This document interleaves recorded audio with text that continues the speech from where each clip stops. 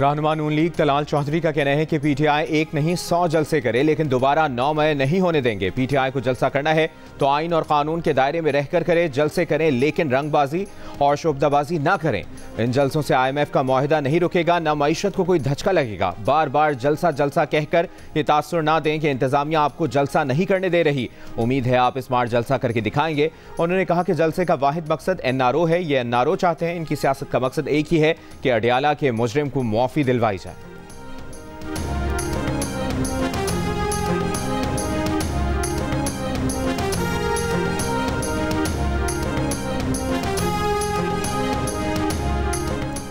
PTI के इस्लामाबाद में जलसे के पेश नज़र मरी रोड और दीगर दाखिली रास्तों पर कंटेनर्स पहुंचा दिए गए। कंटेनर्स को मरी रोड और फैजाबाद फ्लाईओवर पर रखा गया है। पीटीआई ने कल इस्लामाबाद में जलसे का ऐलान कर रखा है। मुशीर इत्तलात खैबर पख्तूनख्वा बैरिस्टर सैफ ने कहा है कि पीटीआई का जलसा रुकवाने के लिए हुकूमत ने ओछे हथकंडे शुरू किए हैं। सारे पंजाब की पुलिस इस्लामाबाद में तैनात है। पंजाब को कच्चे के डाकू के रहमो करम पर छोड़ दिया है। मरियम नवाज ने पंजाब पुलिस को इस्लामाबाद पहुंचने की हिदायत की है।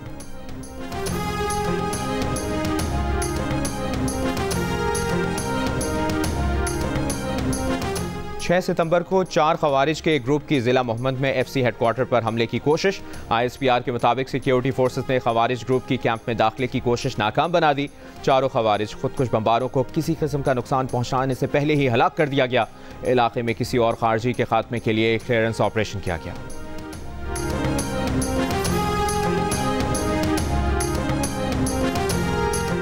सरकारी जराए ने दावा किया है कि बानी पीटीआई के खिलाफ 9 मई और lieutenant general retired Faiz Hamid के खिलाफ केसेस में सबूत इकट्ठे कर लिए गए हैं, लेकिन उन्हें आर्मी एक्ट के तहत ट्रायल के लिए फौजी हुक्काम के हवाले करने का फैसला नहीं किया गया। द न्यूज़ के एडिटर इन्वेस्टिगेशन अंसार अब्बासी की रिपोर्ट के मुताबिक जराए का 9 मई के केस से मुताल्लिक कहना है कि जेर हिरासत अफराद के बयानात और मुताद्दिद शवाहिद के पेश नज़र मास्टर प्लानर के तौर पर बानी पीटीआई की शमूलियत यकीनी है, लेकिन फौजी अदालतों में आम शहरियों के ट्रायल का इंहिसार अदलिया के फैसले पर होगा। काबीना कमेटी ने भी अपनी रिपोर्ट में बानी पीटीआई को 9 मई के हमलों का जिम्मेदार करार दिया था। रिपोर्ट के मुताबिक 34 अफराद पुरतशद्दुद स्ट्रीट पावर की हिकमत अमली के मास्टरमाइंड थे, जिन्होंने तशद्दुद और तबाही की मनसूबाबंदी में ताउन किया। रिपोर्ट में मजीद कहा गया था कि न सिर्फ बानी पीटीआई के मुतालिबात पूरे करने के लिए फौज पर सियासी मुआहदे के लिए दबाव डालना एक मुनज़्ज़म और ख़तरनाक हिकमत अमली थी, बल्कि ये मुसल्लह अफवाज के अंदर से तहरीक इंसाफ के हक में बगावत को हवा देने की भी कोशिश थी।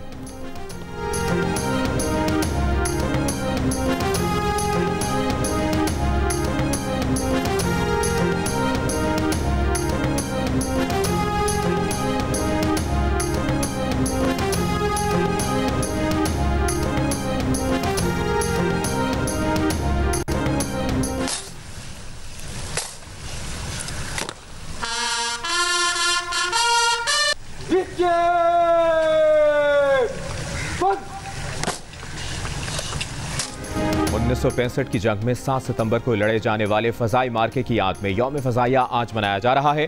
पाक फ़ज़ाइया के शहीद पायलट ऑफिसर राशिद मिन्हास को खिराज अक़ीदत air vice marshal Aamir Shahzad ने शहीद राशिद मिन्हास की खबर पर फूल रखे, फातिहा खानी की। PAF के चाक चौबंद दस्ते ने सलामी दी। एयर हेडक्वार्टर्स इस्लामाबाद में यौम शहदा की मरकजी तकरीब में खिताब से air chief marshal Zaheer Ahmed Babar Sidhu ने कहा कि पाक फ़ज़ाइया की कुर्बानियों, बहादुरी और पेशा वराना महारत की काबिल फ़ख्र तारीख़ है। आने वाली नस्लों के लिए कुर्बानी की आला मिसाल कायम करने पर हम अपने हीरोज़ के शुक्रगुजार हैं।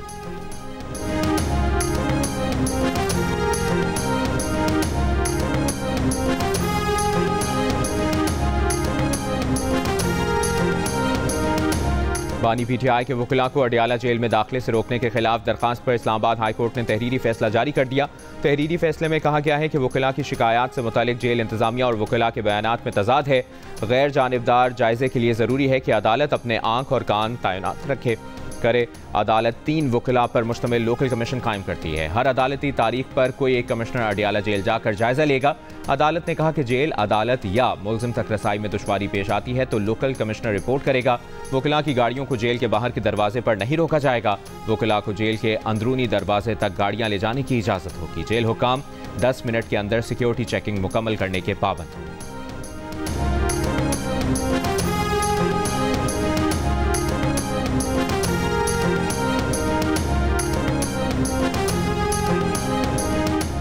अमीर जमात इस्लामी हाफिज नईम रहमान का कहना है कि वसाइल की कमी नहीं, लेकिन पॉलिसी साजी का अमल दुरुस्त नहीं है। सेहत के महकमे में भी आवाम के लिए मुश्किलात हैं। सेहत का शोबा भी कमाने का एक बड़ा जरिया बन गया है। डाकुओं और चोरों को आवाम का इस्तेहसाल करने की इजाज़त नहीं दी जा सकती। बदकिस्मती से आज एक डॉक्टर बनाने में करोड़ 1.5 करोड़ रुपए लग जाते हैं। हमें गोली चलाने और गाली देने के बगैर जद्दोजहद करनी है।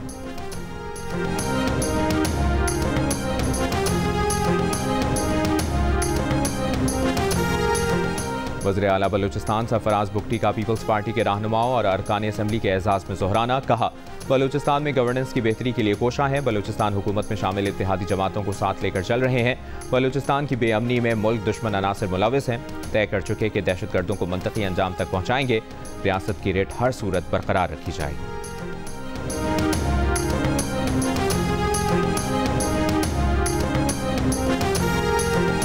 कराची की राशिद मिन्हास रोड पर गुज़श्ता रोज़ डकैती की वारदात का मुकदमा दर्ज।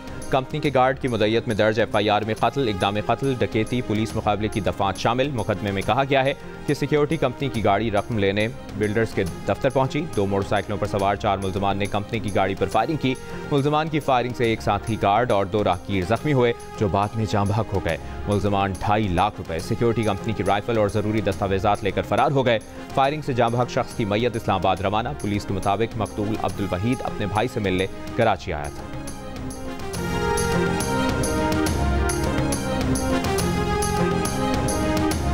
कराची के चिड़ियाघर में बंगाल टाइग्रेस मर गई। मरने वाली बंगाल टाइग्रेस की उम्र 30 साल थी। KMC हुकाम के मुताबिक बंगाल टाइग्रेस की तबई मौत हुई है। इसकी उम्रें उमूमन 18 से 20 साल के दरमियान होती हैं। बंगाल टाइग्रेस की मौत 1 हफ्ते कबल हुई थी।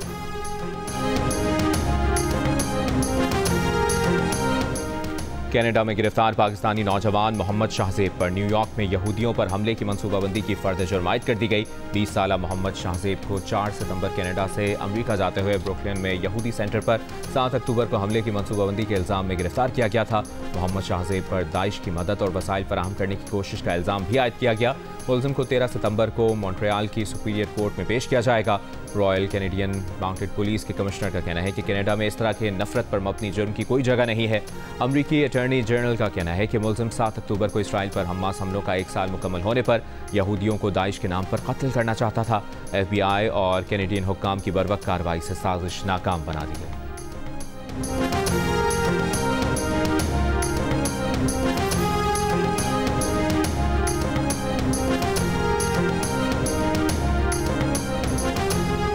अमरीकी रियासत मैरीलैंड के हाई स्कूल में फायरिंग से एक तालिब इल्म हलाक हो गया। स्कूल के बाथरूम में 2 तालिब इल्मों के दरमियान झगड़ा हुआ। झगड़े के दौरान 16 साला तालिब इल्म ने 15 साला तालिब इल्म को गोली मारकर हलाक कर दिया। फायरिंग करने वाला तालिब इल्म मौके से फरार हुआ, जिसे बाद में गिरफ्तार कर लिया गया।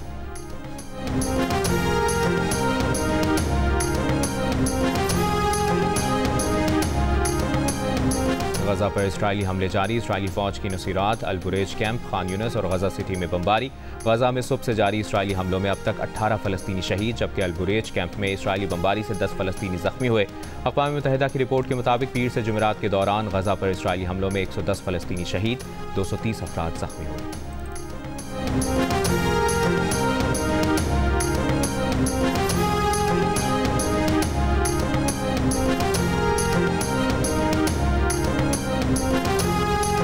और बोलान में रेलवे पुल गिरने से कोयटा से अंदरूनी मुल्क ट्रेन सर्विस 13 रोज से मुअत्तल। मुसाफिरों को मुश्किलात। कोयटा चमन के लिए पैसेंजर ट्रेन सर्विस लैंडस्लाइडिंग के बाइस 1 हफ्ते से मुअत्तल है।